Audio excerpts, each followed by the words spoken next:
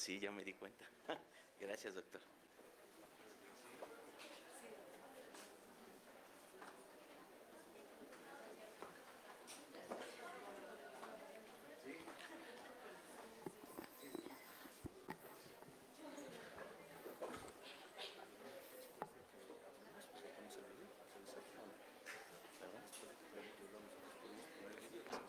Después, sí. Andrés, ven.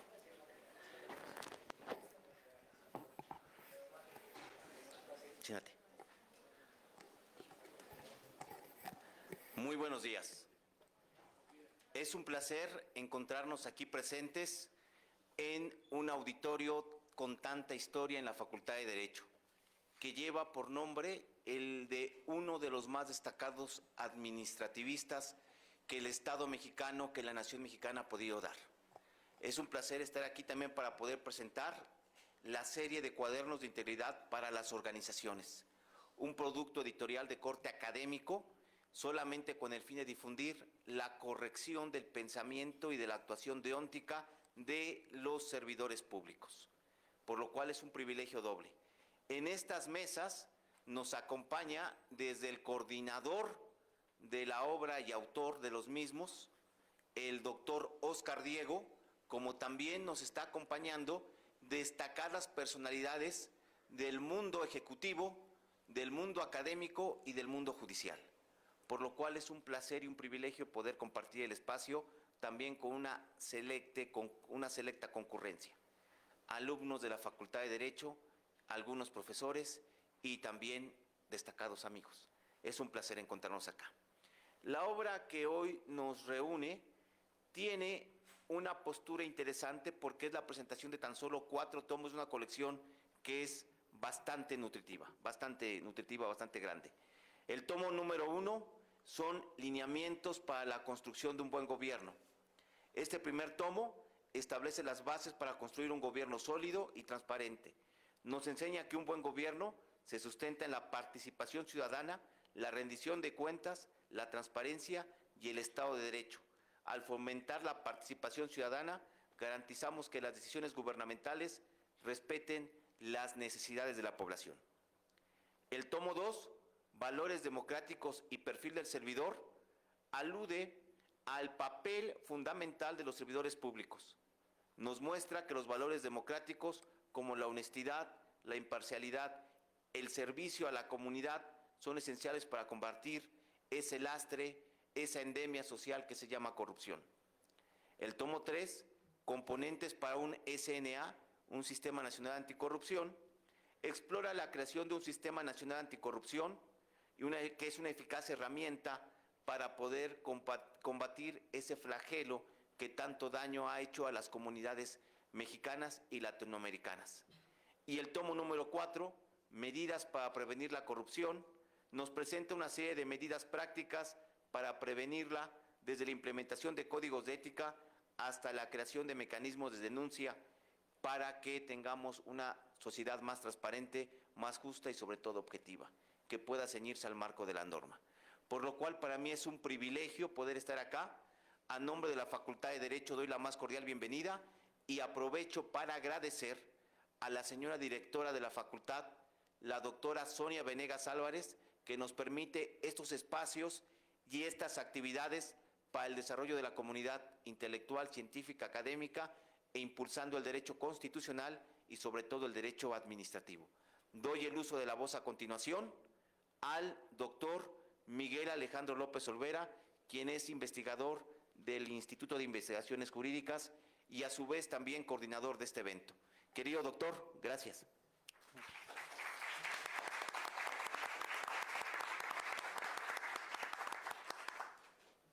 Muy buenos días, pues muchísimas gracias en primer lugar al doctor Yuri Pavón Romero por la presentación y desde luego también agradecer en primer lugar a la doctora Sonia Venegas Álvarez y al propio doctor Yuri por esta oportunidad para presentar ante ustedes, ante la comunidad estudiantil, ante la comunidad académica de la Facultad de Derecho, estos cuadernos tan importantes y tan interesantes.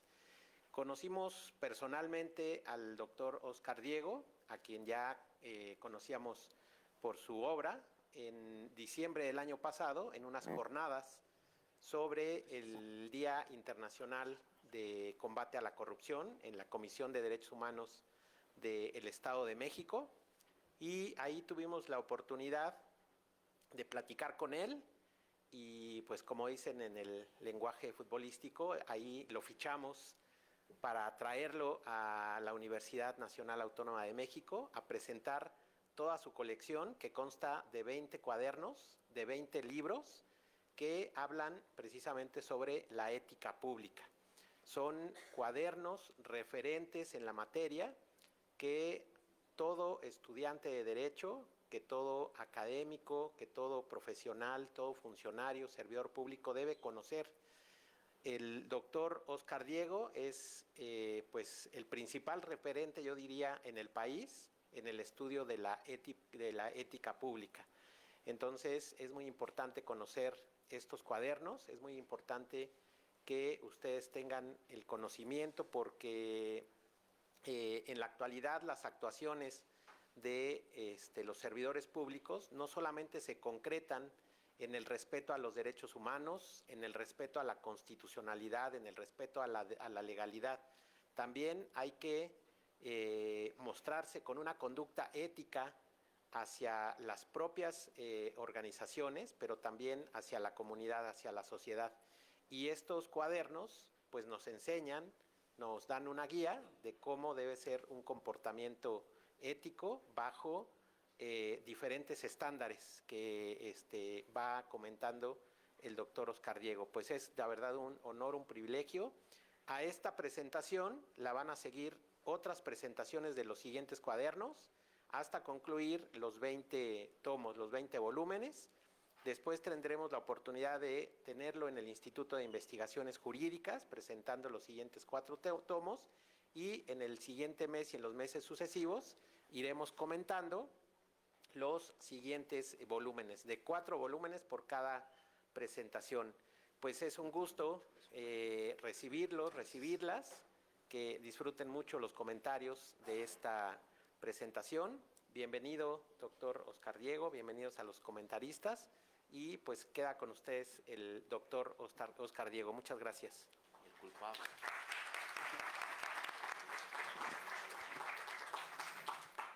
Bien, buenos días a todos. La verdad es que me da mucho gusto estar aquí en la Universidad Autónoma del Estado de México, en esta facultad en particular. Quiero comenzar agradeciendo ahora sí que a los doctores, a Yuri y a Miguel Alejandro por la invitación. La verdad es que ellos han sido los protagonistas, los organizadores, los que han impulsado toda la logística para que podamos estar aquí. Y bueno, yo brevemente quisiera comentarles un poquito de qué va esta obra. Miren, yo soy investigador de la Universidad Autónoma del Estado de México y mi línea de investigación es la lucha y el combate y la prevención contra la corrupción. En México tenemos un problema muy grave, que es el tema de la corrupción. Es un problema que lleva siglos, yo diría que llevamos más de 500 años de corrupción.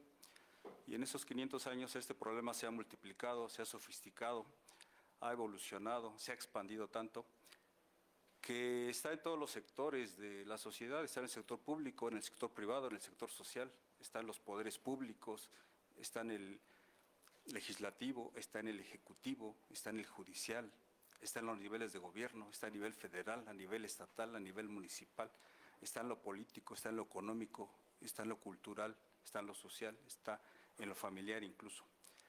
Y es un problema tan grave que ya no lo vemos.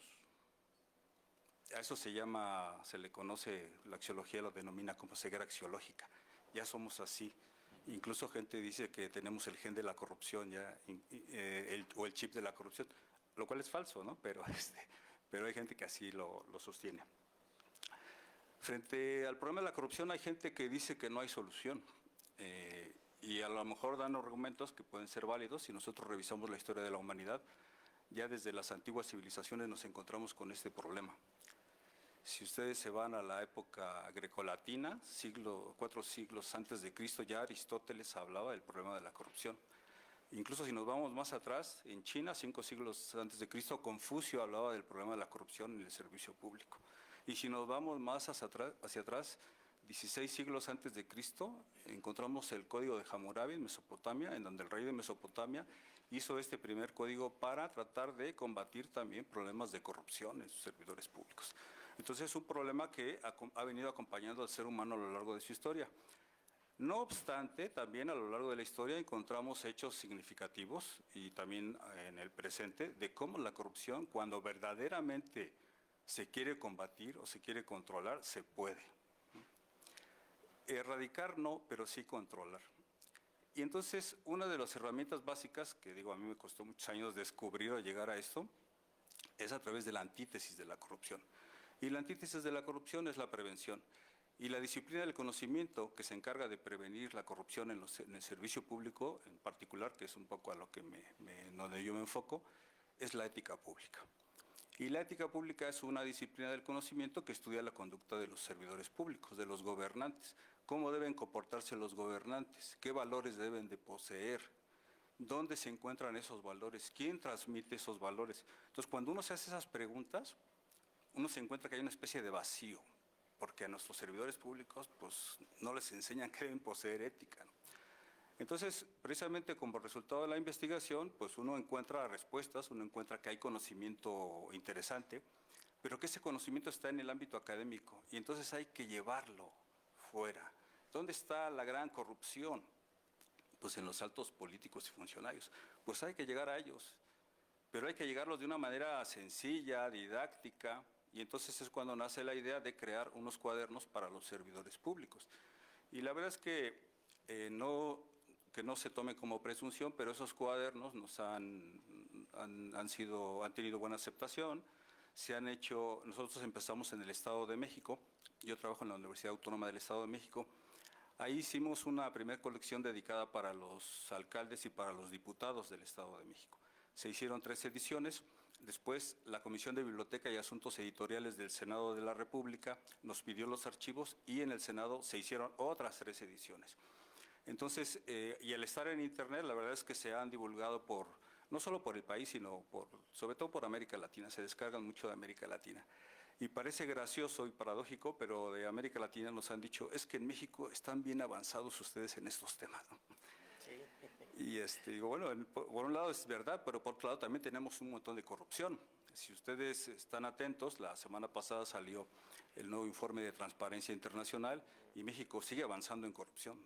Seguimos, no paramos, o sea, con todo y cambios de gobierno y que prometieron combatir la corrupción, esto sigue.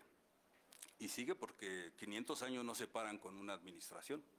Entonces ese es un poco el propósito de esos cuadernos, que sean divulgativos, que sean sencillos, que sean didácticos, pero no porque sean sencillos no están bien fundamentados, o sea, hay todo un trabajo de investigación detrás de cada uno de esos cuadernos. Son monotemáticos, hay una introducción, un desarrollo, unas conclusiones y además hay una bibliografía para aquellos que quisiesen ahondar en esta temática. Entonces es un poco lo que venimos a hacer, a tratar de mostrarles lo que hacemos. Y un dato adicional es que buscamos portadas que fueran atractivas, todas son artísticas, son del siglo XVI, o hay unos que son grabados alemanes o italianos del siglo XVII, y muchos tienen que ver con valores. Entonces, pues estamos aquí, hoy presentamos, como ya se dijo, los primeros 4 números de una colección de 20. Afortunadamente, el área de publicaciones de la universidad de la que venimos, algunas personas, mandaron aquí algunos ejemplares, ahí supongo que estarán allá afuera, si es que luego quieren consultarlos o adquirir algunos. Y bueno, debo agradecer también a las personas que nos acompañan el día de hoy, quienes van a comentar los cuadernos. Y posteriormente va a haber una sesión de preguntas y respuestas. Y también quisiera no omitir señalarles que nosotros en la universidad, como no tenemos patrocinadores ni gente que nos apoye, más bien es el boca a boca de la gente que lee los cuadernos. Entonces quisiera hacerles un exhorto a que le entren a estos temas. La corrupción genera muchos efectos muy desagradables. Si uno hace prospectiva a mediano o largo plazo, la verdad es que el país se está desmoronando por la corrupción. El año pasado hicimos un libro con una organización internacional de prospectiva, cómo vamos a estar en México rumbo al 2050 en temas de corrupción. Y los resultados pues no son muy positivos, que digamos, ¿no? Entonces hacemos la invitación a que ustedes como universitarios, como gente del mundo académico, gente que piensa, gente que tiene pensamiento crítico, pues que le entren estos temas. Miren, si son listos y leen rápido, no les lleva más de media hora, 40 minutos. Si son más reflexivos y analíticos, pues en una hora. Y que después puedan comentarlo, reflexionar, debatir, charlar con sus colegas, con sus amigos, con el novio o la novia, en algún espacio, pero para debatir. Y además también quisiéramos señalar que, precisamente como les decimos que no tenemos patrocinadores, nosotros mismos hemos hecho unos separadores que ahorita les van a entregar, si no es que ya les entregaron, en donde precisamente vienen algunas de las portadas de los cuadernos y en el reverso viene el QR donde también se pueden descargar. No estoy seguro que se descarguen todos, pero sí algunos ejemplares. Entonces ya les tocará a mis colegas quienes comentarán cada uno de los cuadernos, y muchas gracias por su atención.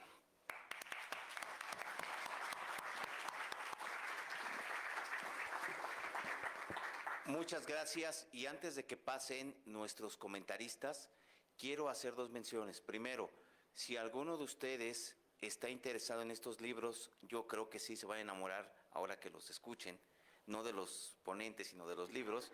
Pueden acudir al seminario y con mucho gusto les proporcionamos una copia electrónica, un archivo electrónico. Segundo, este evento tiene como finalidad proyectar un buen gobierno como un objeto de estudio del derecho administrativo, las normas y la buena actuación de la administración pública.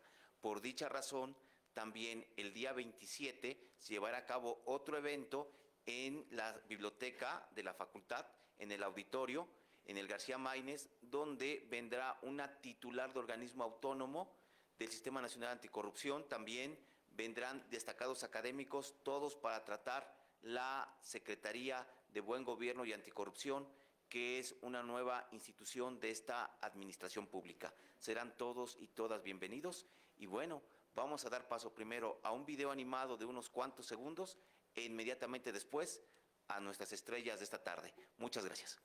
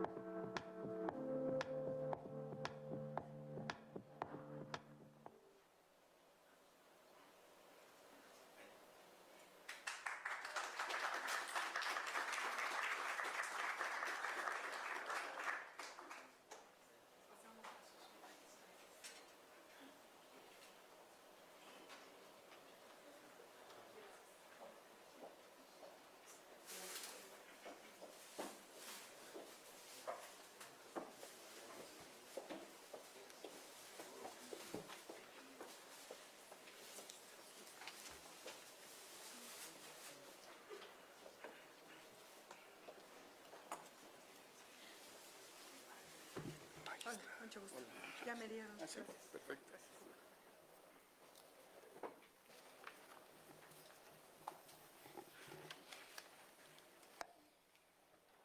Muy buenos días a todas y a todos. Es un honor poder estar frente a todos ustedes para dar inicio a las presentaciones de los comentaristas. Comenzaremos cediendo el uso de la voz al doctor Guillermo Teutli Otero, del cual me permitiré leer una pequeña semblanza. En lo académico, ha sido un profesor por más de 30 años de Derecho Constitucional, Derecho Administrativo, Sistema Político Mexicano y Poder Ejecutivo. En lo profesional, ha sido servidor público por más de 30 años, de los que se destaca fundador de la Secretaría de la Contraloría General de la Federación, comisario en 60 empresas públicas del sector turismo, comisario en 30 empresas públicas del sector comercio, controlador corporativo en una de las 3 empresas públicas más grandes e importantes de México. Por favor, doctor, adelante. Muchas gracias. Deja poner todo esto por acá. Muchas gracias, Fernanda. Buenos días a todos ustedes, compañeros del Presidium. Sí, yo también agradezco a la doctora Sonia Venegas, no nada más que permite este tipo de eventos, sino que los impulse. Se ha vuelto realmente un motor para impulsar este tipo de eventos y particularmente de una materia que le es muy agradable, que es el derecho administrativo. Ella misma fue titular del seminario hace algún tiempo de derecho administrativo. Y obviamente al doctor Yuri Pavón, que le ha tomado la palabra y que hace este tipo de... Y a ustedes, compañeros, que veo que es la juventud normal de nuestra facultad, algunos de ustedes vienen a ver qué vamos a decir, otros quizás vienen a descubrir que no se puede hacer nada, como ya dijeron aquí, otros quizás a alimentar la vaga esperanza de que se pueda hacer algo. Dijo el presentador, Diego, que hace 500 años, no, vámonos de frente, originalmente se mencionó hace 16 siglos, ¿no? Que está, o más, antes de Cristo, que está el problema de la corrupción. Pero bueno, vamos a tocar eso. Me toca a mí un tema que trata el autor del libro de una manera muy sensata y muy bien. Sí, sin duda yo también se lo recomendaría que lo leyeran. Lineamientos para la construcción de un buen gobierno. Cuando yo leí el título, dije, bueno, qué buena pregunta, ¿no? ¿Cuáles son los lineamientos? Pero más que los lineamientos, dije, bueno, ¿qué es un buen gobierno? Hay que definir qué es. Y él también se hace la pregunta. En la obra que nos presenta también se hace la pregunta y dedica las primeras páginas a explicar y a definir con Aristóteles, con Confucio, con muchos otros, qué es un buen gobierno. No voy a repetirles lo que ya está en el libro, ustedes lo podrán leer con mayor detenimiento y reflexionar sobre ello. Pero sí déjenme ir al ciudadano de la calle, al que va caminando por la acera. A él le pregunté también, dije, bueno, oiga, señor, usted que va, ¿me podrá definir qué es un buen gobierno? Porque no me interesan tanto las grandes definiciones, que son muy buenas y complicadas, que hay que analizarlas, reflexionarlas. Dije, le voy a preguntar a ese que va caminando ahí, ¿qué es un buen gobierno para él? Se lo hice varias veces y como denominador común encontré que todo el mundo decía, yo creo que un buen gobierno tiene 2 puntos.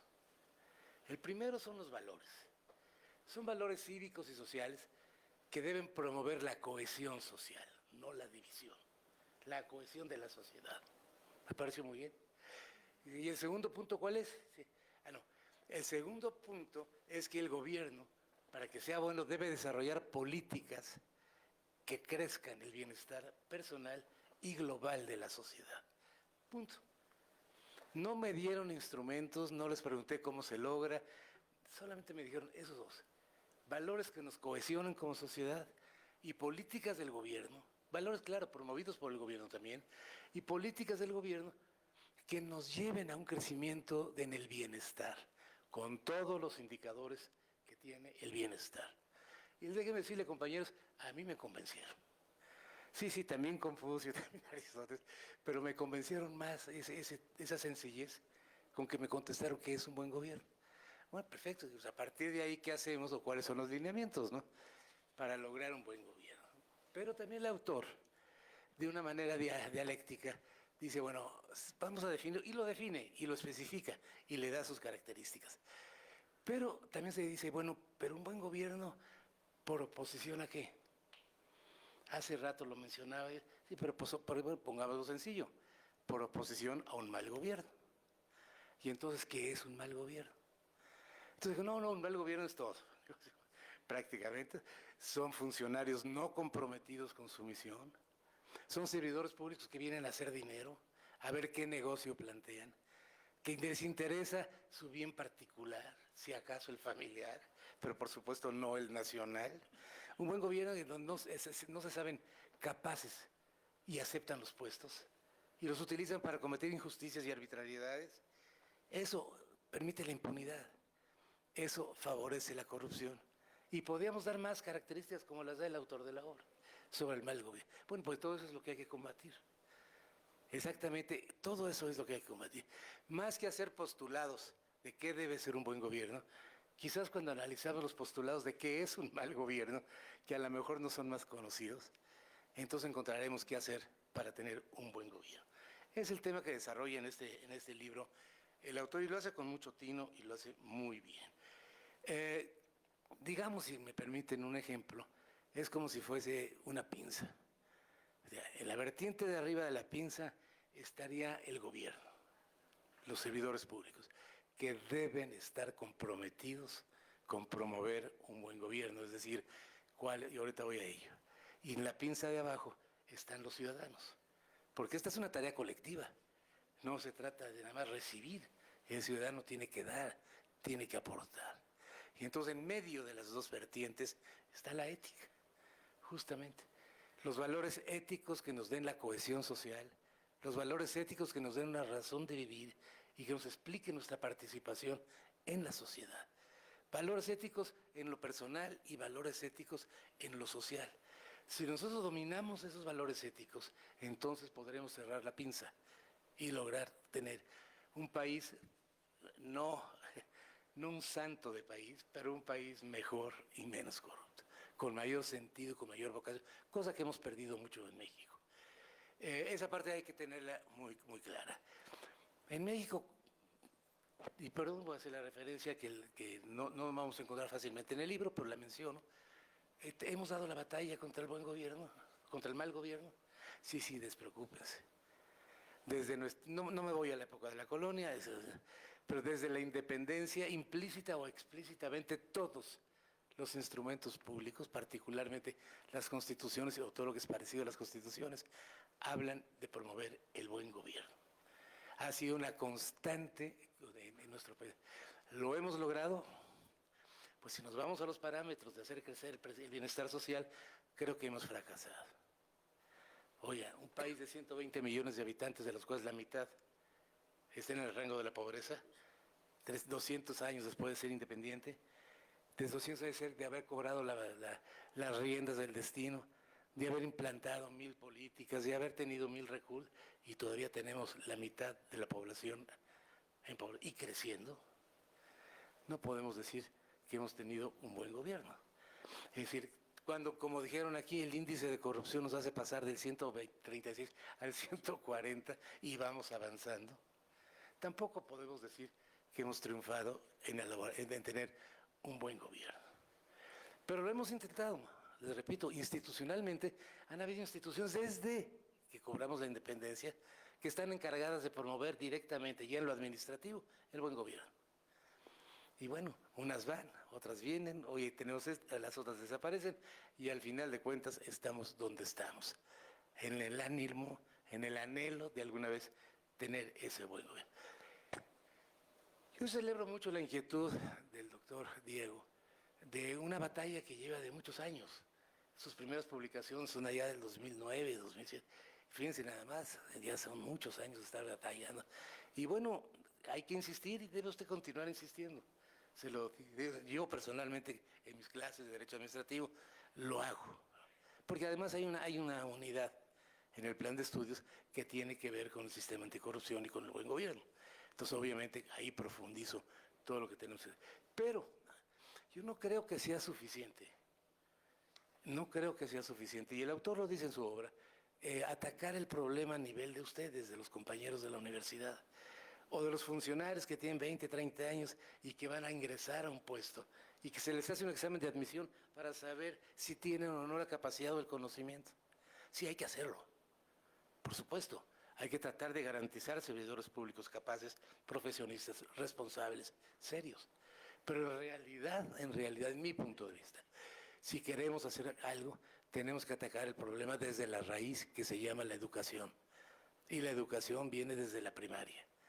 No podemos pretender a una persona de 25, 30 años de edad, o que ya lleva a lo mejor 10, 15 experiencia, involucrarlo y convencerlo fácilmente si de origen no le han invertido los valores que dan esa cohesión social. Y eso se tendría que hacer, y aunque lo menciona en su obra el doctor Diego, yo tengo la impresión que sí debería profundizar o hacer un impulso más, a tocar el problema desde la educación, desde el principio. En este país, hace más de 10, 15 años, quitaron de las primarias en la materia de civismo.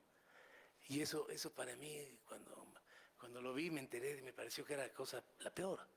Es decir, ¿por qué? Porque esa materia promovía esos valores sociales, individuales también, pero sociales, y esos valores de la convivencia responsable, ¿no? Y no la tenemos. Un ejemplo muy burdo, si ustedes quieren. Si yo me subo a un autobús y viene medio lleno, ya más vale que me agarre bien del tubo, porque nadie me va a dar el lugar, a pesar de que hay una diferencia de edades.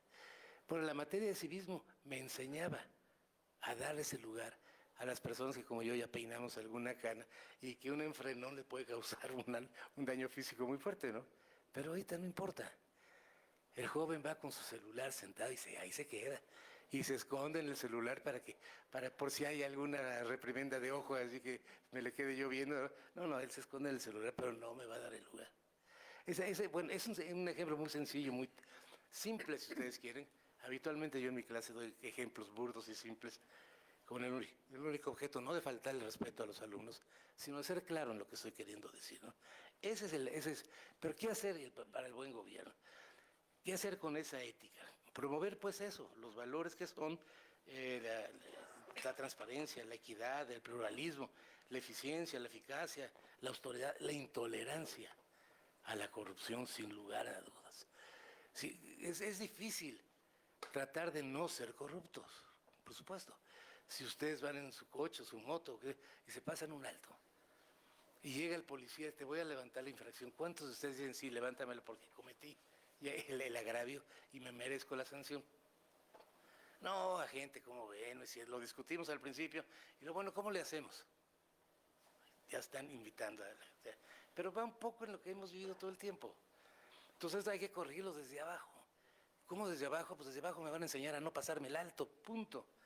No a pagar la sanción, sino a no pasarme el alto. Eso es lo que tenemos que calcular y pensar, ¿no? ¿De acuerdo? Bien, así pues esa ética es el puente que tiene que vincular al gobierno y sus políticas con la participación ciudadana, con la responsabilidad de los ciudadanos.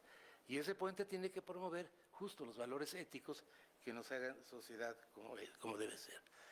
El autor, para terminar yo mi participación y darle paso a los demás, nos da los lineamientos, nos da lineamientos, la construcción de los cimientos, el plan de acción, la evaluación y seguimiento, y fundamentalmente en su plan de acción propone la instalación de un comité de ética y la creación de un código de ética. Sí, es una muy buena idea y es una muy buena forma de difundir. Cuando él dice que de América Latina le dicen que quieren sus obras, sí, qué bueno que así sea, y yo creo que es el propósito fundamental de la obra. México de alguna manera ya lo puso en marcha hace algún tiempo, porque el Sistema Nacional Anticorrupción ya tiene más de 20 años, porque el Código de Ética de la Administración Pública Federal también tiene más de 20 años, en fin, por esfuerzos institucionales no ha quedado. Allá en los 80s se hablaba de la renovación moral de la sociedad. Estamos hablando de los 80, estamos hablando de hace 45 años, en donde, aparte de todo lo que se había hecho a lo largo de los 200 años anteriores, pues se institucionalizó con una Secretaría de Estado. Vamos a renovar moralmente, vamos a combatir de ahí se llamó la Secretaría de la Contraloría de Desarrollo Administrativo, de la Función Pública, hasta la actual Secretaría de Anticorrupción y de Buen Gobierno. Bueno, pues está bien, insisto, como intención no ha faltado. Lo que ha faltado es realidad. Lo que ha faltado, como se dijo, como Fernanda mencionó, tuve el gusto de ser fundador de la Secretaría original. Y lo platicábamos mucho con el titular de la Secretaría. Oye, no se trata de andar viendo a quién metemos a la cárcel. Se trata de ver cómo educamos al servidor público para que no nos dé motivo para proceder contra él. Entonces hay que ser preventivo más que punitivo. Punitivo no nos van a alcanzar las cárceles del país, ni sumando las del vecino, para meter para sancionar. No, tenemos que ser preventivos. Pero bueno, todo eso. La nueva Secretaría tiene en sus fracciones, en la ley orgánica, como responsabilidad, imagínense, establecer las políticas, bases y normativa para la determinación de la información de interés público que en materia de anticorrupción y buen gobierno se deba difundir proactivamente. Fracción 18, emitir el código de ética de las personas servidoras públicas del gobierno federal y las reglas de integridad para el ejercicio de la gestión pública. Fracción 24, promover la formación cívica y la participación ciudadana en materia de anticorrupción y buen gobierno. Sí, si ustedes leen el Código de Ética se encontrarán, pues, hay un capítulo de principios de servicio público, respeto a los derechos humanos, a la legalidad, a la honradez, a la lealtad, todo lo que ustedes quieran. Hay un capítulo 3 de valores de servicio público, que es el respeto otra vez, el liderazgo, cooperación, cuidado del entorno cultural, todo está planteado. En nuestro país somos muy buenos para plantear y diagnosticar. Lo que no somos tan buenos es para ejecutar o para cumplir lo que estamos planteando. Voy a terminar solamente diciéndoles que yo soy un convencido de que hay que dar la lucha, aunque la llevemos no tan victoriosa como quisiéramos, pero definitivamente hay que dar la lucha y hay que sembrar en ustedes que son futuros abogados, algunos de ustedes futuros funcionarios, pero aunque no lo sean. Es una pinza, insisto, por un lado gobierno y por el otro la participación ciudadana. Entonces cada quien desde su trinchera debe buscar, realizar eso que me decían en la calle, un buen gobierno que nos dé la seguridad, que nos dé valores y que nos dé políticas de bienestar. Hoy en la mañana venía yo a la facultad y me encontré la primera página de un periódico, el periódico Milenio. Y de repente dije, a ver, dice ahí, Vania Pérez Morales, voy a sintetizar, ustedes lo pueden checar en la primera plana del Milenio. Dice, Vania Pérez Morales, no tengo el gusto de conocerla, y el nombre lo digo porque está en el periódico, no porque tenga yo ningún afán en concreto, asumió la presidencia del Sistema Nacional Anticorrupción. Ayer, perfecto. Están renovando todo eso, muy bien.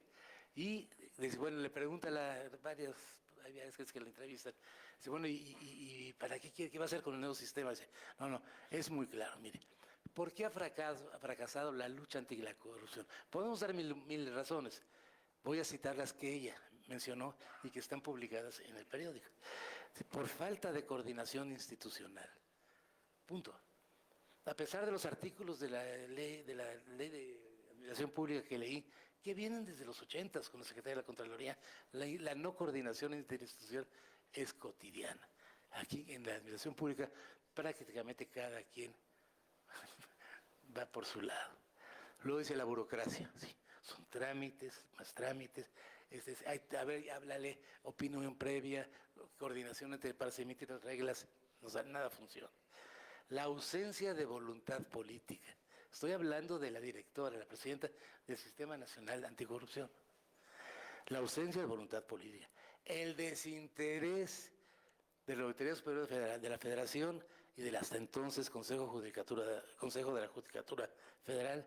Y finalmente da una razón que es muy buena. La incapacidad para armar correctamente los expedientes de los funcionarios. Podemos dar 100 razones más. Pero estoy repitiendo las que ella dijo y tomó posesión del sistema. ¿Y qué va a hacer? Nuevas leyes, nuevos procedimientos, nuevas instancias de revisión, más de lo mismo.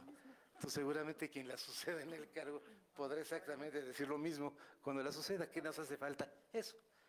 Entonces eso tenemos que de alguna manera encontrar la forma. Yo no la tengo, puedo dar ideas, solamente la dejo en el aire, solamente los invito a que entendamos que esto es una pinza y que la elaboración de un buen gobierno es tarea de todos. Muchas gracias.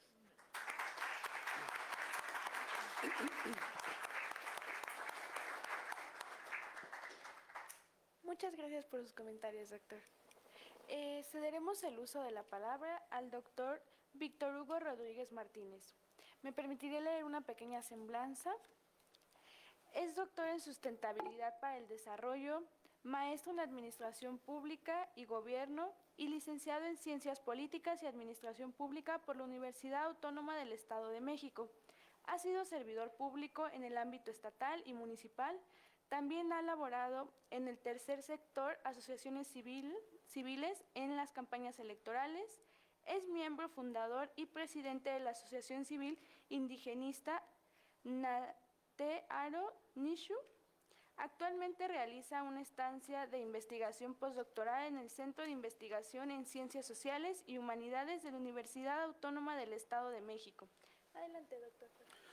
Muchas gracias. Hola, queridas y queridos estudiantes. Es muy grato estar aquí con ustedes. Siempre ver caras jóvenes nos inyectan de energía y de dinamismo para nuestras presentaciones. Bueno, pues por principio de cuentas me sumo a los agradecimientos de nuestras autoridades, porque efectivamente es fundamental que no solo se permitan estos espacios de diálogo, reflexión y debate, sino que se promuevan con verdadero ímpetu para que a través de ciertas ideas logremos concretar soluciones a los grandes problemas de nuestro país. Así que bueno, pues por favor, doctor Yuri, doctor Miguel Ángel, denle mi agradecimiento a nuestra directora, la doctora Sonia Venegas, que justamente esta labor es fundamental para la formación de los estudiantes y para nuestra actualización como profesores. Ese intercambio y ese debate es lo que permite fortalecer una formación de calidad. Y bien, pues queridas y queridos estudiantes, yo vengo a presentar el cuaderno número 2, que seguramente ustedes ya los están viendo, quienes ya comenzaron a descargar la colección de cuadernos de integridad para las organizaciones, pueden notar que son ejemplares en un formato sumamente ágil, en un formato sumamente agradable, y que se leen de manera muy rápida y muy precisa. El cuaderno número 2 se intitula Valores democráticos y perfil del servidor público en el sistema de cargos de las comunidades tradicionales mexicanas. Y antes de comenzar a darles algunos datos sobre este cuaderno número 2, quiero decirles algo que les va a permitir hacer una lectura todavía más precisa. El autor de la obra, el doctor Oscar Diego Bautista, es un investigador que ha dedicado toda su vida académica a investigar sobre el tema. Es decir, no es una persona que de pronto haya visto este tema como una moda, o que ante el surgimiento del Sistema Nacional Anticorrupción, ante el surgimiento de algunas políticas públicas, pues de pronto se le hizo interesante ver qué podía investigar sobre ello. Porque da la casualidad que en los últimos años, ante este problema tan grave de la corrupción, creo que en eso nadie tiene discusión, la corrupción es uno de los problemas más importantes de nuestro país y lo señalan diversas encuestas. De manera empírica hemos tenido referentes de que los mexicanos decimos que uno de nuestros más grandes problemas es la corrupción. Simplemente la ENCUSI, que realizó el Instituto Nacional Electoral en el 2020, señala que el 53% de nosotros, los mexicanos, decimos que la corrupción es el problema más grave. Más allá de la inseguridad, más allá del desempleo, señalamos los mexicanos que la corrupción es nuestro principal problema. Bueno, pues en ese sentido, el autor de la obra tiene gran parte de su vida dedicándose a encontrar posibles soluciones, explicaciones a este problema y algunas alternativas. Y justo este cuaderno número 2 es la exploración de cómo una organización social que vive entre nosotros, que es parte de nuestra identidad nacional, hace para organizarse y socializar de manera cotidiana basada en valores y principios que privilegien el interés general de esa comunidad. Y ese simple hecho, analizar, revisar, reflexionar sobre aquello que hacen nuestras comunidades originarias o nuestras comunidades tradicionales, como las llama Oscar Diego en este libro, nos da pauta para revisarnos como sociedad moderna y en muchos casos sofisticada, que nos decimos o nos hacemos llamar. Pensamos que nuestras grandes instituciones, las cuales son muy loables, pero cuando las contrastamos con prácticas ancestrales de nuestros pueblos indígenas, nos damos cuenta que de pronto no tenemos mucho sentido común sobre la realidad o las particularidades sociales, ¿eh? Yo cuando releía este cuaderno número 2, sentí que de pronto, y aquí está el autor, se lo vamos a poder preguntar en unos minutos, sentí que de pronto el autor me daba unas bofetadas con guante blanco. Y ahora les paso a explicar por qué. Lo que hace Oscar Diego en sus diversas obras, no solo en esta colección, es poner un común denominador, es establecer puntos de partida para que todos los lectores podamos ir de la mano en su lectura muy ágil. En este sentido, este cuaderno número 2, lo primero que nos señala es quién es una comunidad tradicional, cómo la comprende el autor y nos refiere específicamente de qué va a estar hablando en estas breves páginas, 32 páginas. Una comunidad tradicional, nos dice, que ha sido definida por distintos antropólogos como aquella entidad, como aquel grupo de personas que comparten una serie de características, entre ellas tradiciones, costumbres, lengua, territorio y, ¿qué creen? También comparten incluso asedios. Nuestras comunidades originarias han sido asediadas durante años, durante siglos. Y después de compartirnos qué comprende o cómo se ha definido las comunidades tradicionales, nos dice que es un sistema de cargos.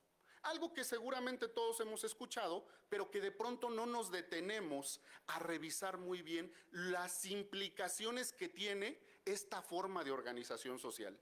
El sistema de cargos, nos dice el autor, que también ha sido definido por diversos antropólogos y sociólogos como aquella estructura de poder que toma decisiones en un territorio determinado para estas poblaciones y que tiene en sus actividades cotidianas un sinfín de responsabilidades públicas, responsabilidades de administración, responsabilidades civiles, pero de manera muy importante, responsabilidades de unidad, de comunión, de vigilar que prevalezca esa comunidad tradicional, que pueda seguir teniendo viabilidad. Y aquí ya el autor nos dice que justamente la comunidad, eso que refiere la unión entre un grupo de personas, incluso lo equipara con el valor de la afabilidad. Todos sabemos qué es ser afable, ¿no? Es ser alguien que se preocupa por cómo se sienten los demás, por cómo interactúan y se preocupa por no hacer sentir incómodos a las personas que están a su lado. Eso es un ser afable. Bueno, pues en estas comunidades permea mucho este sentimiento. Y justo la comunidad, nos dice el autor, es el principio básico de la identidad étnica. Y en estas comunidades hay dos espacios para el sistema de cargos, para esta serie de responsabilidades públicas. La primera es que es un gobierno comunitario y la segunda, que se encarga de realizar las festividades de la población.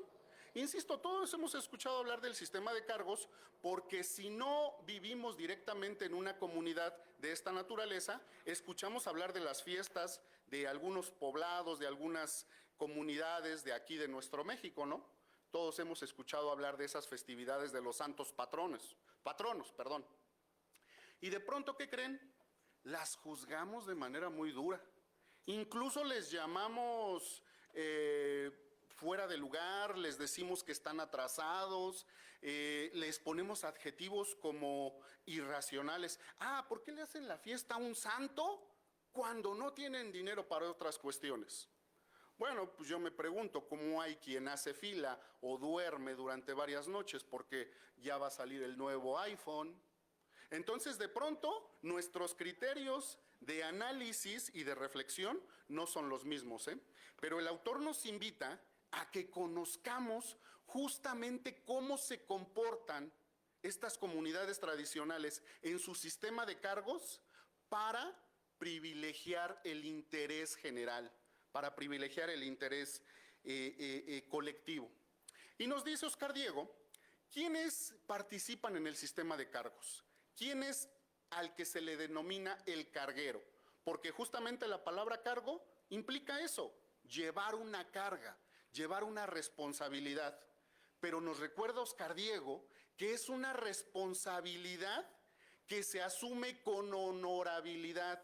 Y ahí viene la primera cachetada con guante blanco, ¿no? Nuestros sistemas modernos, democráticos, sofisticados, a quienes elegimos para nuestros representantes, ¿lo hacen con honorabilidad? Bueno, pues la experiencia práctica nos dice que no todos nuestros políticos asumen ciertas responsabilidades públicas con esa honorabilidad. ¿Pero qué creen? Estas comunidades tradicionales, si una persona no ejerció su cargo, su carga, su responsabilidad pública con honorabilidad e incluso con eficiencia, no vuelve a ser electa, no vuelve a ser requerida para servir a su comunidad. Segunda cachetada con guante blanco. Aquí tenemos funcionarios que han demostrado su ineptitud. Se les caen obras, se les pierde dinero, no saben cómo resolver problemas públicos. ¿Y qué creen? Los volvemos a elegir.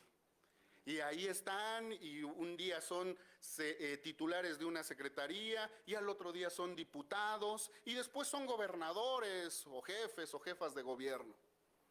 No digo nombres, pero eso no sucede en las comunidades tradicionales. Y Oscar Diego nos lo recuerda. Es más, nos dice que en ese sistema de jerarquías, para ir avanzando en el sistema de cargos, hay que haber cumplido cabalmente el cargo que se dejó, para el cual se fue electo, en periodos por lo regular de un año. Y les repito, aquí no lo hacemos, ¿eh? Aquí hay personajes que después de demostrar su ineptitud en la administración pública, se van a vivir unos años a otro país y regresan como flamantes funcionarios públicos. Eso no sucede en una comunidad tradicional a la que a veces juzgamos con desdén, porque sus formas son muy arcaicas, ya están fuera del lugar de la sofisticación de nuestras universidades y de nuestros mundos modernos. ¿Pero qué creen? Que los cargueros, los que participan en el sistema de cargos, son los primeros en respetar el orden jurídico, el orden social, el orden político de su comunidad. Son los primeros en velar porque prevalezca el interés de su gente. Tercera cachetada con guante blanco. Nuestros funcionarios, nuestros flamantes funcionarios, tendrán esa convicción de hacer prevalecer a la comunidad mexicana, a la sociedad mexicana, cuando de pronto vemos que están entregando parte de nuestros recursos naturales a mineras extranjeras, a refresqueras, etcétera, etcétera, etcétera. Bien, el sistema de cargos es una responsabilidad que conlleva no solo ser una persona con principios y valores, sino que además no se recibe retribución por estas labores. Yo sé que hoy en día, en pleno siglo XXI, sería muy difícil imaginarlo, pero yo les propongo que hagamos el ejercicio no a corto ni a mediano plazo. Imagínense que el presidente o presidenta de este país en un futuro no recibiera un solo peso por el servicio que le da a nuestro país. Yo creo que a partir de ahí cambiarían muchas cosas. Pero insisto, no soy ingenuo, eso no va a pasar en el corto plazo. Solamente imaginemos qué sucedería si nuestros representantes no tuvieran que recibir una retribución económica por su servicio. ¿Qué reciben los cargueros? ¿Qué reciben los que están en el sistema de cargos? Seguramente conocen alguno. Si no hay retribución económica, ¿qué reciben? Ah, qué difícil de pensar. Pues entonces, ¿qué querrán? Servir a su comunidad. Y ahora les digo lo que implica el título, perfil del servidor público.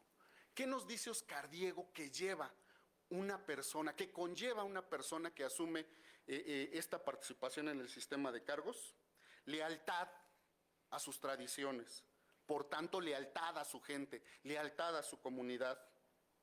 Respeto, porque si no respetan las formas tradicionales, simple y sencillamente son excluidos. compromiso público, es decir, aquello a lo que llamamos ejemplaridad pública. Quienes están en el sistema de cargos saben que tienen que entregar buenos resultados para su comunidad porque lo que reciben es el reconocimiento social y el agradecimiento por una labor bien hecha por su comunidad. Insisto, a mí me parecen bofetadas con guante blanco cuando comparamos este tipo de estructuras con las sofisticadas estructuras que hoy tenemos. ¿Cuántos de nuestros servidores públicos tendrían que revisar este cuaderno para saber lo que implica trabajar por los demás? Si escuchamos hoy los discursos políticos, vamos a escuchar sin duda es que mi capacidad de servicio la pongo ante todos los mexicanos. ¿Y cuántos de ellos verdaderamente se comprometen en su labor? Bien, Oscar Diego, además de recordarnos los valores que implica servir a la comunidad tradicional mexicana, hace una vinculación con la democracia.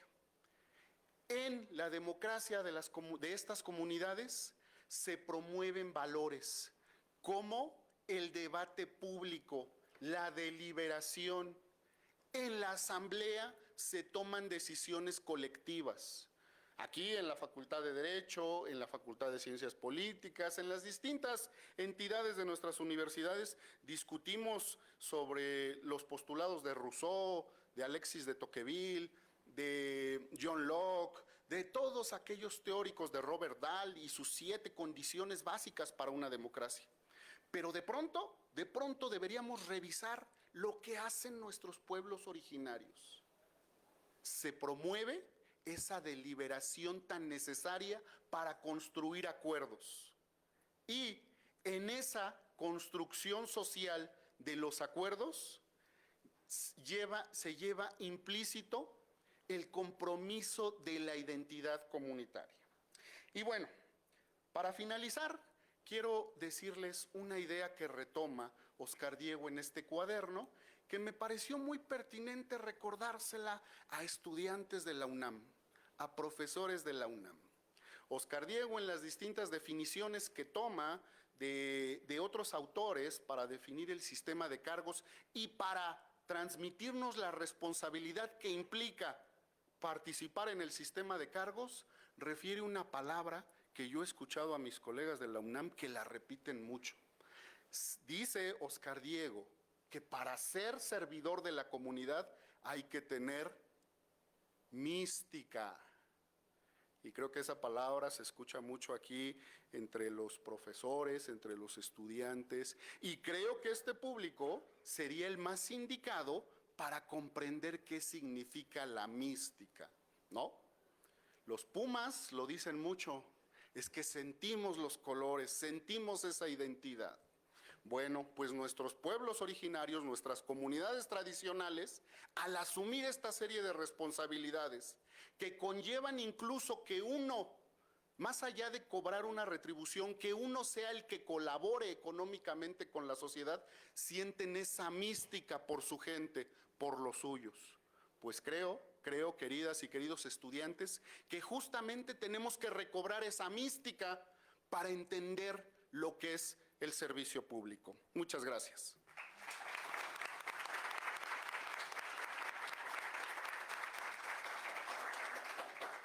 Muchas gracias por sus palabras, doctor. A continuación cederé el uso de la voz a la maestra Claudia Margarita Hernández Flores. Me permitiré leer una pequeña semblanza.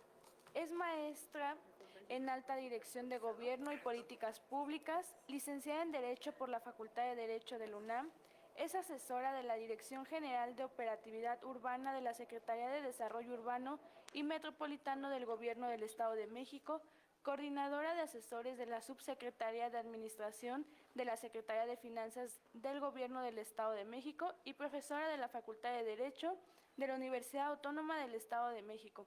Adelante, maestra. Muchas gracias. Muy buenos días. Llevar a cualquier persona a una disposición moral no es tarea para el primer venido al azar. Antes bien, es tarea propia de alguien, lo será del que conozca la cuestión, como ocurre con la medicina y las demás artes que requieren una cierta solicitud y prudencia. Es la cita con la que el doctor Oscar inicia este cuaderno número 3, titulado Componentes para un Sistema Nacional Anticorrupción desde un enfoque ético. En la presentación van a poder encontrar la imagen que les voy a pedir que como futuras y futuros juristas tengan en mente y analicen, porque la vamos a ver un poquito más adelante. ¿Qué es el Sistema Nacional Anticorrupción y por qué desde un enfoque ético? Como buen estudioso, como buen académico, el doctor Oscar Diego inicia haciéndonos una pregunta. ¿Por qué con este Sistema Nacional Anticorrupción, ya lo comentaba el doctor Teutli, por qué no se ha podido abatir la corrupción? ¿Qué opinión les merece? En este sentido, si me ayudan con la presentación, por favor, esta es otra. Pero bueno, está bien para que vean los cuadernos, se animen y los lean de inmediato, ¿no? Con su código QR, que ya todos ustedes tienen. Bien, en este sentido, este cuaderno número 3 nos dice, a ver, analicemos, ¿qué es el Sistema Nacional Anticorrupción? ¿Lo han escuchado? Afortunadamente son los primeros, queridos colegas de Sangre Azul y Piel Dorada, que me dicen que lo han escuchado, porque ningún otro foro ha encontrado eso. Bien, este cuaderno nos dice, ¿por qué no ha funcionado el Sistema Nacional Anticorrupción y cuáles son los elementos? Muchas gracias. Que podríamos aportar desde un enfoque ético. Y aquí lo van a encontrar. 4 elementos que al día de hoy el Sistema Nacional Anticorrupción en su diseño normativo no tiene. Instrumentos, políticas, acciones y organismos. ¿Cuáles son los instrumentos que nos propone el doctor Oscar Diego desde un enfoque ético? Vean, por favor, Consejo de Ética Pública. El doctor Guillermo ya nos hacía un enfoque en este sentido. Por favor, futuras y futuros juristas, esperemos administrativistas. ¿Por qué es importante un Consejo de Ética Pública en una organización? Porque es el que nos va a dar luz cuando tengamos algún tipo de dilema. Por favor, abramos la mente. Yo sé que quienes estamos aquí somos unos apasionados y amantes de las leyes, pero las leyes no bastan. Y ya lo decían mis colegas, el enfoque punitivo no basta. Necesitamos totalmente un enfoque preventivo y para eso estamos aquí. Una oficina de ética de gobierno. ¿Por qué en las instituciones públicas es indispensable una oficina de ética de gobierno? Porque necesitamos que el enfoque no sea puramente jurídico. Me explico. Las leyes, ¿qué nos dicen? Las leyes nos dicen lo que desde el servicio público están las personas servidoras públicas obligadas a hacer. Y los particulares nos dicen lo que podemos hacer. ¿Por qué un enfoque ético? Porque no nos basta únicamente el enfoque puramente legalista o punitivo. Marcos éticos, legales y normativos. Por supuesto, sabemos que la ley es lo que da la estructura, por eso estamos estudiando derecho, ¿no? Y por eso nos queremos especializar en el derecho administrativo, pero insisto, no basta. Red de consejeros de identidad confidencial.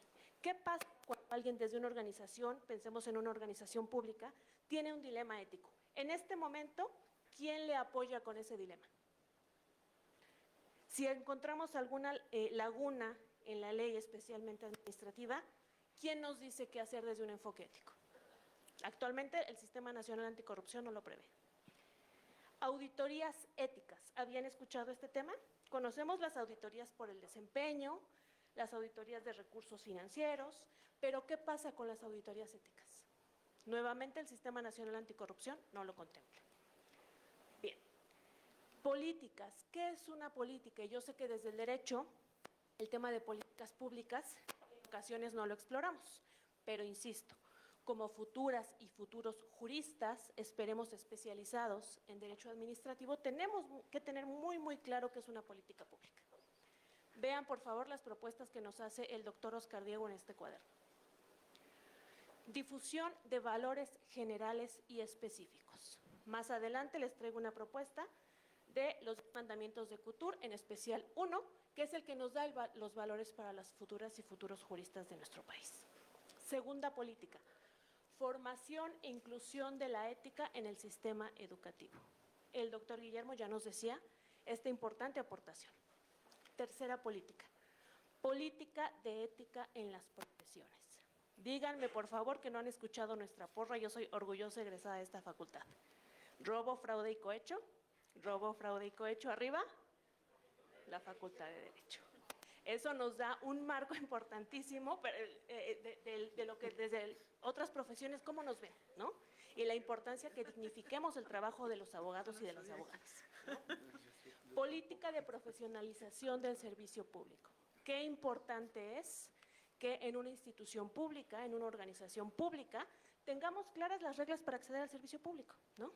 Que accedamos las y los juristas, que tenemos que estar ahí porque tenemos el conocimiento y la vocación, ¿no? Y que no sea un tema de botín, como también lo explica el doctor en sus cuadernos.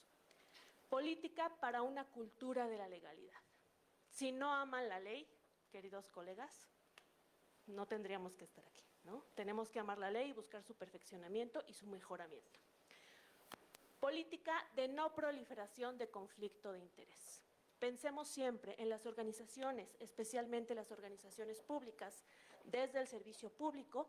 ¿Qué es lo que se busca? Futuros y futuras administrativistas. El bien público, ¿no? Por supuesto, entonces, no habrá lugar o no debe haber lugar al conflicto de interés. Política de transparencia en las decisiones públicas. Yo sé que ustedes son unos interesados e interesadas en la cosa pública y que tienen aquí súper fresco las reformas que dan origen a la futura desaparición de nuestro INAI, ¿no? Nuestro órgano que busca la transparencia. Vean la importancia que las decisiones públicas estén transparentadas. Política de acceso a la información pública que va en relación justamente con la anterior, ¿no? Sabemos que la información pública lo que busca es que todas y todos estemos enterados de lo que pasa con los recursos públicos. Vean la importancia que estas políticas estén consideradas en el Sistema Nacional Anticorrupción. Acciones específicas. En este cuaderno van a encontrar una variedad muy interesante de acciones, pero el día de hoy les traigo estas 4 para motivarles a la reflexión. Dignificación del juramento en la toma del cargo. Nuestra materia prima, futuras y futuros juristas, es la palabra, ¿no? Escrita o verbal. Qué importante es que tengamos esta dignificación del juramento en la toma del cargo, especialmente en organizaciones públicas. Que sepamos cuál es el cargo que estamos asumiendo, en qué consiste y cuál es la ética que tiene el fondo de este cargo.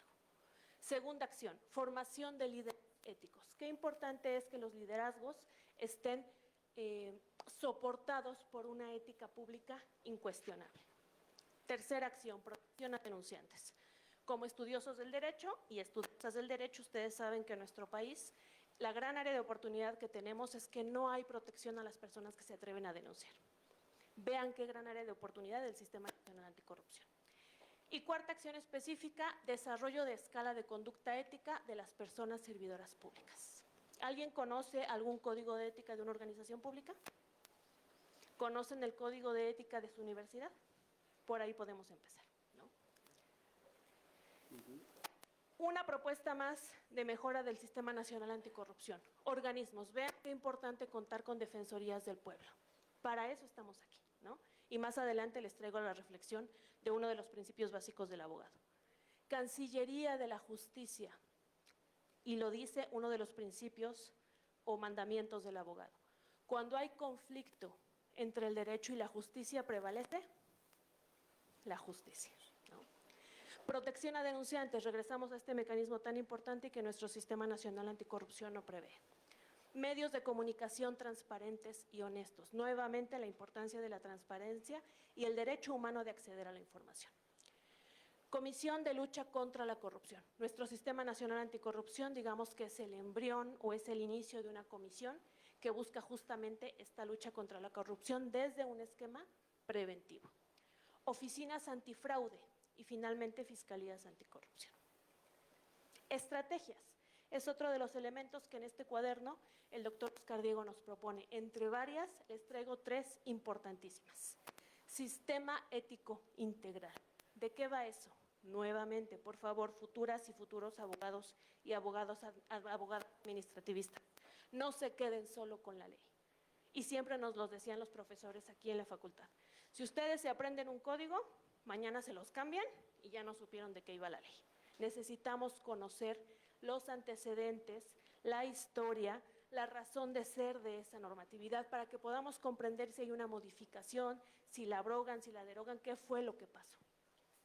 Herramientas para combatir la corrupción. Estas herramientas como una estrategia transversal son indispensables. Denle un ojo, yo sé que tienen un montón de tareas y trabajos, pero denle un ojo a la Política Nacional Anticorrupción. No van a encontrar ningún eje de ética pública. Denle un ojo a la política anticorrupción del Estado de México. Tiene un eje completo en materia de integridad y ética pública.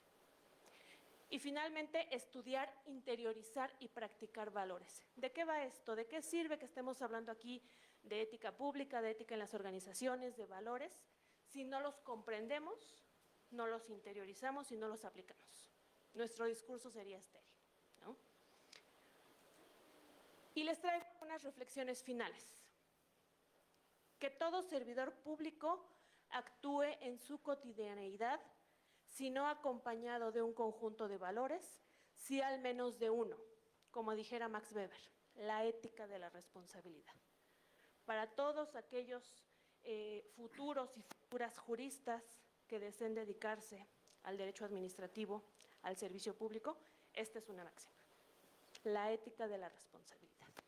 Y finalmente, espero que se sepan todos los mandamientos de CUTUR que vemos en la facultad. Si no es así, les dejo este solamente para la reflexión.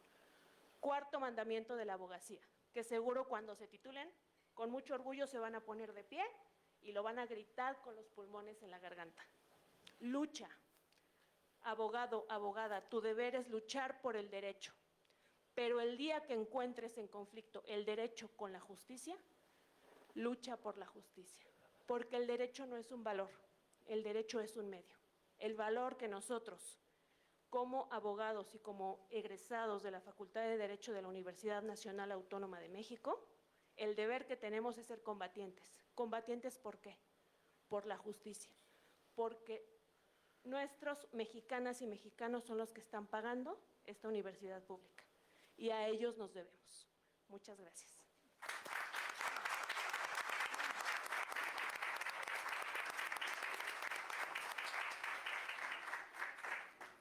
Muchas gracias por sus palabras, maestra. Para concluir con la participación de los comentaristas, cederé el uso de la voz a la magistrada Adriana Leticia Campuzano Gallegos, de la cual me permitiré leer una pequeña semblanza. Es licenciada en Derecho por la Universidad Nacional Autónoma de México, maestra en Administración Pública por el Instituto Nacional de Administración Pública, cuenta con estudios de posgrado en materia de derechos humanos, negocios jurídicos internacionales, derecho económico y corporativo. Es socia fundadora de la Asociación Mexicana de Juzgadoras, ACE, actualmente es presidenta. Ha impartido cátedra en diversas instituciones educativas públicas y privadas desde hace más de 30 años, es autora de diversos artículos publicados. Actualmente se desempeña como magistrada en el Segundo Tribunal Colegiado de Circuito en materia administrativa especializado en competencia económica, radiodifusión y telecomunicaciones. Adelante, magistrada. Gracias. Hola, ¿qué tal? ¿Cómo están?